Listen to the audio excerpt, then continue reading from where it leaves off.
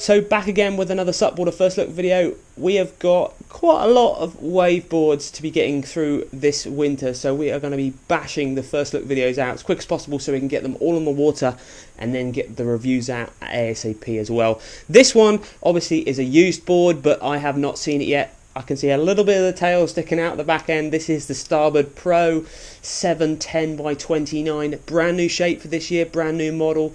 104 litres, so really looking forward to seeing this one.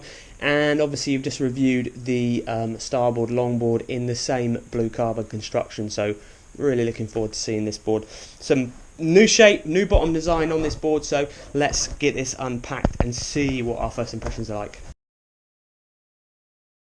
So kept the same colourways, obviously all the blue carbons are like this with their flax rails, gorgeous rail system. Very lightweight, yeah. Nice, super comfy carry handle. Starboard, very grippy deck pad. So let's have a look at the new stuff then. So, chunkiest leashing rope I've seen in my world. That doesn't come as standard, that's been put on obviously. So rail shape at the tail, relatively full for the thickness of the board, so it's still 4 inches thick, so 104 litres. Definitely going to suit, I think they recommend up to 85 kilo riders, and they do this 710 in a 28 wide as well, which is obviously just a little bit lower in volume and in width, so it's better for 80 kilo riders, something a bit lighter. Bear in mind, even at 80 kilos, you're going to be pushing it a bit, aren't you? You're going to be in a more advanced sort of surfer. Oh, lovely bottom shape, bottom design.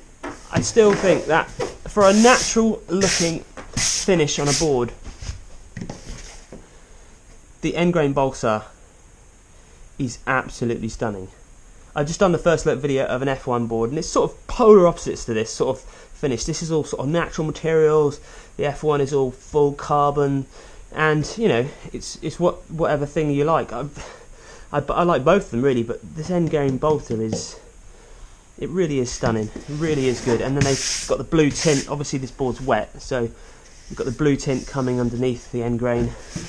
But at the back here, this is what I saw in the catalogue I was really interested about. Let's get a cloth on this. Get it clean off. The channels. There we go. So we've got a central V here, which is, like, you know, sort of standard you find on a board. Concave, it feels like, up with the nose. And then we've got channels here. Obviously these channels are going to be forcing the water back towards the board. They're going to give a large amount of grip on the bottom turn, speed and acceleration. Channels do quite a lot in sort of contradict themselves really. Sometimes they can do speed and drive, sometimes they can actually make the board a bit looser as well. It's a bit of a hard thing to understand, but we're going to get on the water and see what that feels like. But it's nice that they've changed the design around quite dramatically, to be honest, this year, the pros. Let's get that up against the camera. There you go, look, channels. You can see the V there pretty subtly down the centre of the board. The channels go quite far forward, you know, 3 feet from the tail. The fin boxes, again, everybody's got the FCS2 fin boxes these days. So it's nice to have. Obviously FCS are trying to push towards that direction because everybody's copied them. So you can run this as a standard FCS fin or a FCS2. The central box is interesting. It only comes as standard as a US box, but they've got a very small 4.7 inch. That's the smallest US box fin I think I've ever seen. Quite wide in the base. It's going to be interesting to surf it like that. It comes as standard like this, but obviously you can run it as a quad as well. Diamond tail. And up at the nose here, it's quite interesting. They just snubbed off the nose. I don't personally like it when boards are really pointy up at the nose. The reason you have a pointy nose there, if you're wondering, is obviously when you're really committed to a bottom turn, sometimes you will be burying the nose of the rail of the board all the way up to almost to the nose, to be honest. And obviously having a longer nose there means you don't catch because you've got a bit more waterline length. But It also means it's a problem when you come to do top turns and more critical parts of turns and manoeuvres, because the longer nose catches when you want to redirect. So they've cut the nose off there this year. Oh, I think it looks quite cool. Looks a bit stubbier.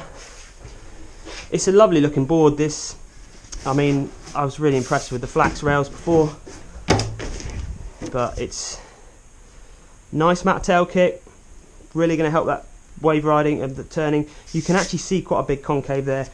Constant rocker throughout. Yeah, there's a concave, but quite a big concave up here at the nose. Oh, looking, yeah, it's going to be so interesting testing all these boards. So look out for the test of this board. Again, this is going to go first look video out. We're going to have quite a lot of first look videos out this week, because we need to get on with these boards and get them reviewed over the next month and get some good waves under the belt to get these things riding well. So look out for the full review of the Starboard 2019 Pro. This is a 710 by 29, 104 litres. I'm looking forward to it.